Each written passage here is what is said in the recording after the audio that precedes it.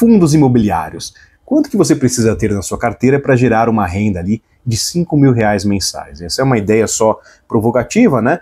Se você quiser uma renda de 10, de 20, a ideia é que é possível fazer ali, né, um escalonamento desses valores. Bom, o primeiro ponto é, quando a gente aplica recursos em fundos imobiliários, a gente tem que lembrar que é um recurso em renda variável, ou seja, você vai comprar a cota daquele fundo, aquele fundo vai fazer a aquisição de diversos imóveis, diversos papéis. Essa cota, como ela é negociada diariamente, você tem ali, né, a possibilidade de vender a qualquer momento, você tem a liquidez, mas tem também a oscilação de preço. Então, essa cota vai oscilar de acordo com os preços da economia. Ou seja, você não pode alocar um recurso muito considerável nessa fatia de fundos imobiliários, mesmo que ela te gere dividendo mensal, mesmo que você tenha, poxa, naquele momento da sua vida você acha que você precisa de geração de caixa, de geração de dividendo, não é essa fatia que você vai concentrar uma maior quantidade, uma maior posição da sua carteira, porque isso vai gerar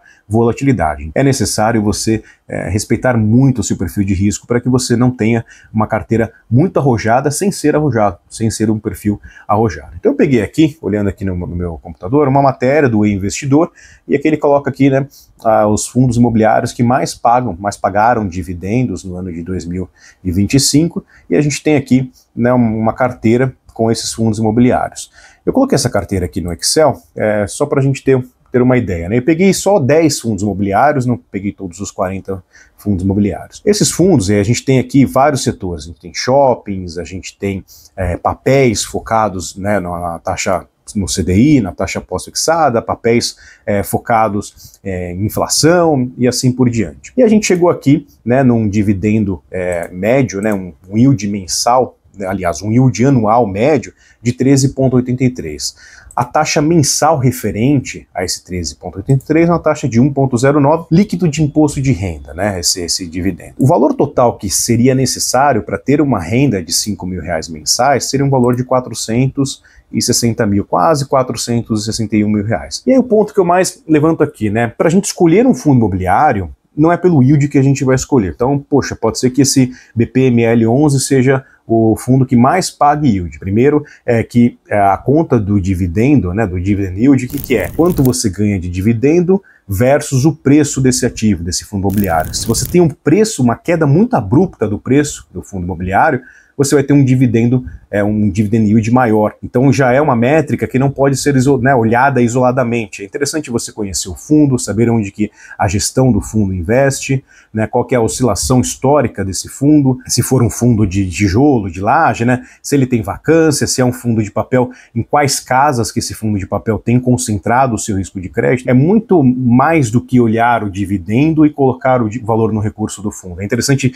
entender qual que é a casa que você está alocando. Poxa, é uma casa mais estruturada, é uma casa de maior risco, é um fundo high yield, um fundo high grade. Então é muito interessante a gente avaliar qual fundo imobiliário que a gente está colocando o valor, avaliar quanto da carteira que a gente coloca nessa fatia de fundo imobiliário, para depois sim, né, entender, poxa, quanto que ele me gera de renda mensal. Apenas alocar o recurso, né, essa fatia de recurso em renda mensal, pensando numa renda que você vai ter, não é a forma mais inteligente, principalmente no momento de preservação de patrimônio. Então, quando a gente procura ali uma renda, que a carteira gere uma renda para a nossa carteira, muito provavelmente nós estamos ali no momento de preservação de patrimônio. Aquela fase da aposentadoria, aquela fase que você fala, poxa, já trabalhei até aqui, né, para gerar um patrimônio e esse patrimônio reverter um valor, um caixa para a minha carteira. Então, e sobreviver daquela carteira. Então, quando a gente faz, né, essas alocações, a gente faz pensando muito no risco. Então, o fundo imobiliário sim é renda variável, assim como ações, assim como alguns investimentos alternativos que você possa ter no seu portfólio, e é interessante você tratá-lo